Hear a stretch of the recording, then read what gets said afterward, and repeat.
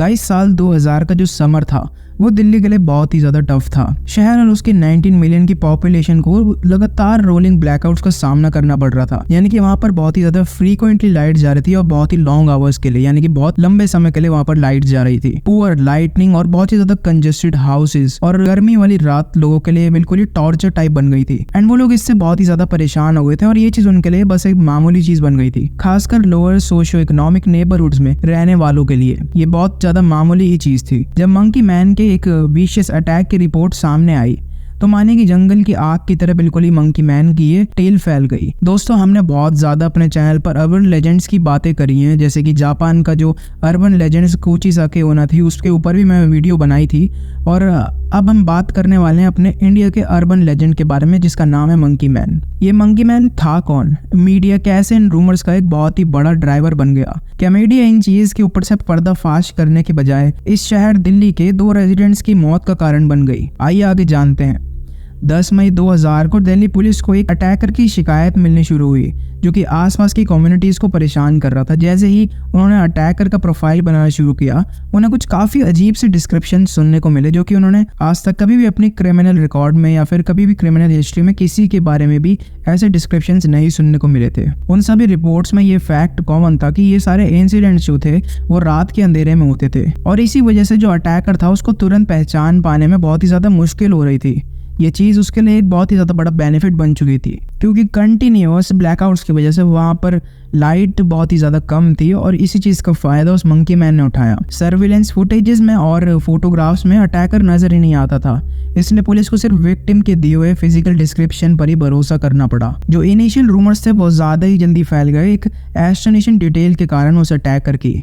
वैसे तो आम क्रिमिनल के जो डिस्क्रिप्शन होते हैं वो या तो ऐसे होते हैं कि जैसे उनके वे लंबे बाल हैं या फिर उनके बालों का कलर कुछ अलग है या फिर उनकी आइज़ का कलर कुछ अलग है। हाइट फैक्टर भी बहुत ज़्यादा मैटर करता है, पर इसका जो डिस्क्रिप्शन था, फिजिकल डिस्क्रिप्शन, वो बहुत ही ज़्यादा अलग था और बहुत ही ज़्यादा वियर्ड था। उस अटैकर को मंकी मैन कहा गया, एक आदमी और बंदर का हाइब्रिड। 350 साइटिंग में से ज़्यादातर लोगों ने एग्री किया कि ये मॉन्स्टर ऐसा दिखता था जैसे कोई एप हो। इसकी हाइट 6 फीट से लेकर 7 फीट तक की बताई जाती थी और इसके बॉडी पर बहुत ज्यादा डार्क हेयर्स थे और रेड बीमिंग आईज थी इसकी। बहुत सारे लोगों ने ये भी क्लेम किया था कि ये एक बिल्डिंग से दूसरी बिल्डिंग पर ऐसे कूदता है जैसे कोई फिक्शनल कैरेक्टर हो, किसी एनिमे का या फिर किसी साइंस फिक्शन मूवी का।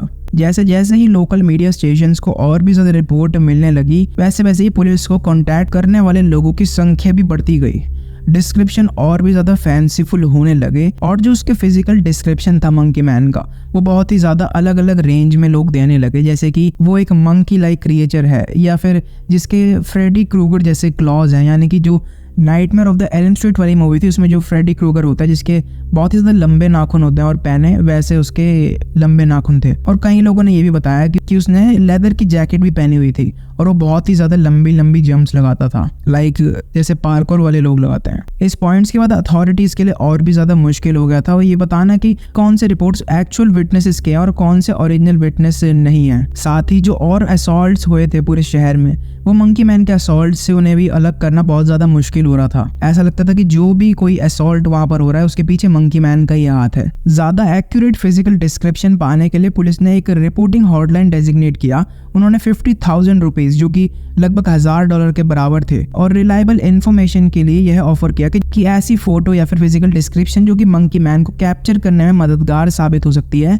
उसे यह इनाम मिलेगा। और ये चीज़ एकदम अल्टीमेटली इनइफेक्टिव साबित हुई क्योंकि इससे कई होक्सेस और प्रैंक्स कॉल का जन्म हुआ। लेकिन सबसे ज़्यादा इंपॉर्टेंट बात ये थी कि इसने सेंसेशनलाइज्ड नैरेटिव को और भी ज़्यादा बढ़ावा दे दिया। ये स्टोरी मीडिया ने एक far fetched blockbuster movie story line की तरह पिक भी की। मीडिया कवरेज ने नई रिपोर्ट्स को जन्म दिया।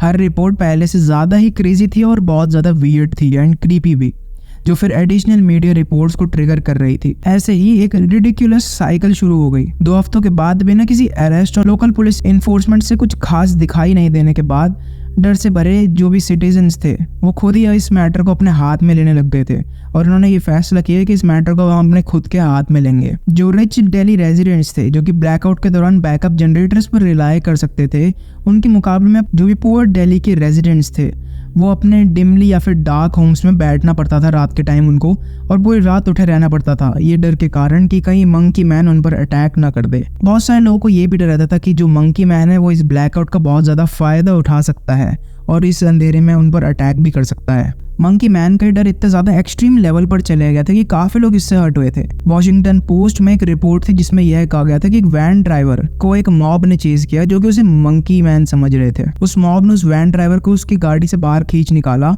और उसको इतनी सीवियर बीटिंग करी कि उसके बाद उसको मल्टीपल फ्रैक्चर्स के साथ हॉस्पिटलाइज्ड कर दिया गया। दो लोग अपने ही फियर के कारण जान से अपने हाथ धो बैठे। एक आदमी इतना ज्यादा टेरिफाइड था कि मंकी मैन उसे पकड़ लेगा कि उसने अपनी रूफ पर चढ़ने की कोशिश करी, लेकिन अनफॉर्चुनेटली उसके पास अपने अटैकर की तरह मंकी लाइक एजिलिटी नहीं थी और वो अपनी छत से गिर गया और उसकी वहीं पर डेथ हो गई। एक और टेरिफाइड विक्टिम एक प्रेग्नेंट वुमेन थी जो कि एस्केप करने के रश में स्टेयर्स से ही गिर गई और उसकी वहीं पर मौत हो गई।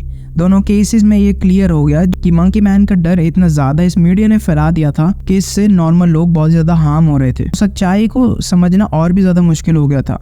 लेकिन अगस्त 2003 में Indian journal of medical science में एक स्टडी पब्लिश हुई। आखिरकार इस स्टडी ने शैडोज से बाहर आकर ओवरब्लोन फैक्ट्स को डिसमिस कर दिया। ये जो इनफेमस मंकी मैन था, इसके कारण जितने भी लोगों को इंजरीज हुई थी इनको एनालाइज किया गया एक मॉडल के द्वारा, और 2 हफ्तों के रिपोर्ट से ये पता चला कि जो ईस्ट दिल्ली था, जो दिल्ली का पूरेस्ट रीजन है, 94% रिपोर्ट्स के लिए रिस्पॉन्सिबल था, वो भी फेक थी। और उस 94% में से 89 विक्टिम्स लो सोशो इकोनॉमिक बैकग्राउंड से थे। कुछ एक्सपर्ट्स को लगा कि अब उन्हें ये समझ आया कि क्यों ज्यादा एलिगेशंस लगाए गए थे। जब उन्होंने ये देखा कि जो मेजॉरिटी ऑफ रिपोर्ट्स थी वो पुअर सोशो इकोनॉमिक जोन से आ रहे थे, मीडिया अकाउंट्स की हेजीनेस और कॉन्क्रीट एविडेंस की कमी की वजह से कई इंजरीज थियोरेटिकली मंकी मैन के अटैक के लिए मिस्टेकन हो सकती थी। कुछ लोग स्पेकुलेट करते हैं कि लोग अपने इंजरीज के इवेंट्स को रीराइट कर रहे थे ताकि उन्हें मेडिकल केयर मिल सके, जो कि शायद उन्हें अदरवाइज नहीं मिलती। सिर्फ 2 हफ्तों के अंदर दिल्ली को दहला देने वाला मंकी मैन फ्रेंजी बिल्कुल ही खत्म हो गया था। लोकल लॉ इन्फोर्समेंट अपने वक्त और पैसा काफी ज्यादा लगा रही थी उन विटनेस क्लेम्स को इन्वेस्टिगेट करने के लिए, और ये चीज हर दिन क्रेजियर होती जा रही थी। उन्होंने डिक्लेयर कर दिया कि जो भी फ्रॉडुलेंट क्लेम करेगा या मिसलीडिंग इन्फॉर्मेशन डिस्ट्रीब्यूट करेगा या अटैक्स की रिपोर्ट करेगा बिना किसी सफिशिएंट प्रूफ के उसे जेल में डाल दिया जाएगा। ये वार्निंग जैसा कि एक उम्मीद थी, एंड इसने बहुत से लोगों को मंकी मैन के अटैक्स की रिपोर्ट करने से भी रोका।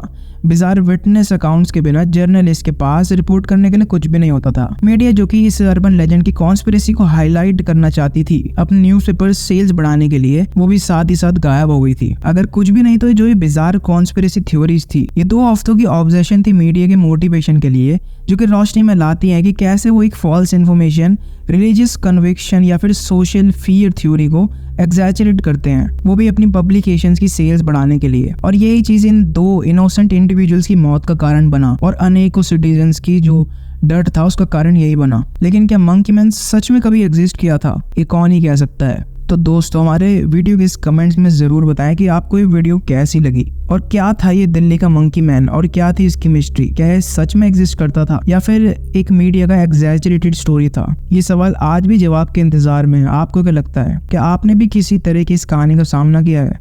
कमेंट में ज़रूर बताएं।